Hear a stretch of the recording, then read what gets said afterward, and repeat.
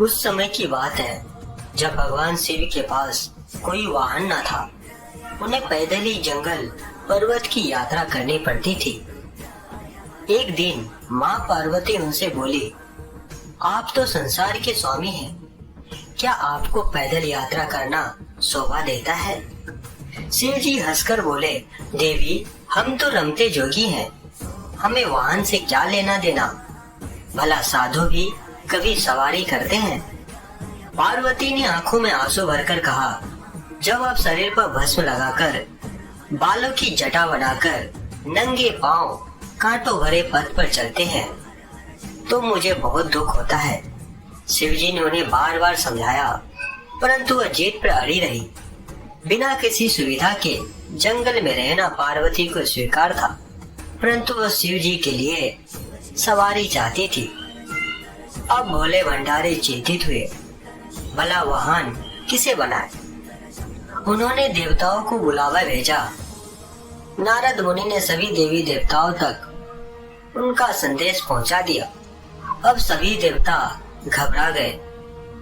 उन्होंने सोचा, कहीं हमारे वाहन न ले ले।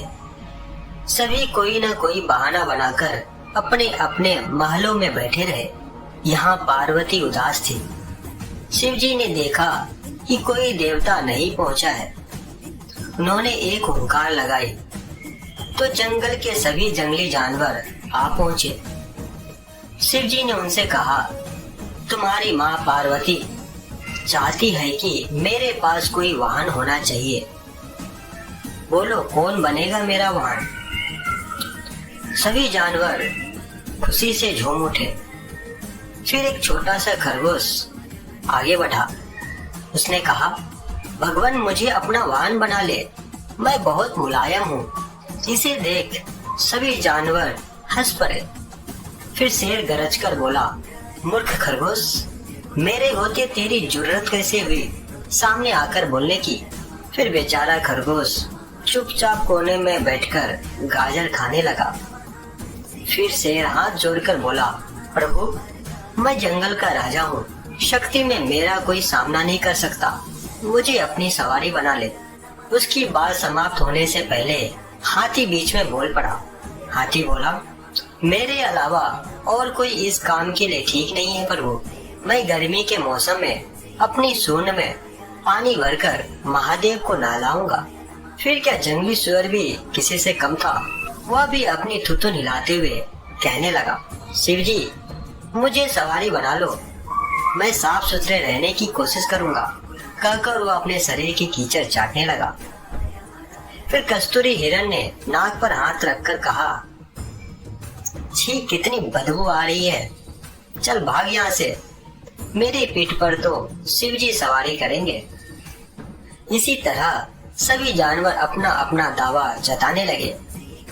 फिर शिवजी ने सभी को शांत कराया और बोले, कुछ ही दिनों बाद मैं सब जानवरों से एक चीज मांगूंगा, जो मुझे वह ला देगा वही मेरा वाहन होगा। नंदी बैल भी वहीं खड़ा था। उस दिन के बाद से वह छिप छिप कर शिव पार्वती की बातें सुनने लगा। घंटों भूख प्यास की परवाह किए बिना वह छिपा रहता था।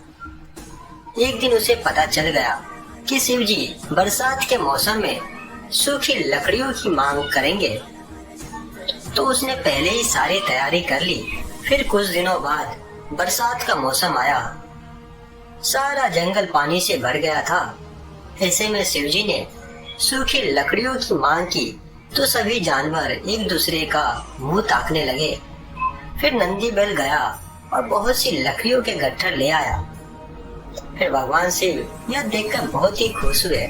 वे मन ही मन जानते थे कि नंदी बैल ने उनकी बातें सुनी है। फिर भी उन्होंने नंदी बैल को अपना वाहन चुन लिया। इस प्रकार नंदी बैल भगवान शिव के सवारी बने। फिर सारे जानवर उनकी और माँ पार्वती की जय जयकार करते लौट गए। तो दोस्तों, उम्मीद करता हूँ आपको आज की वीडियो पसंद आया होगा।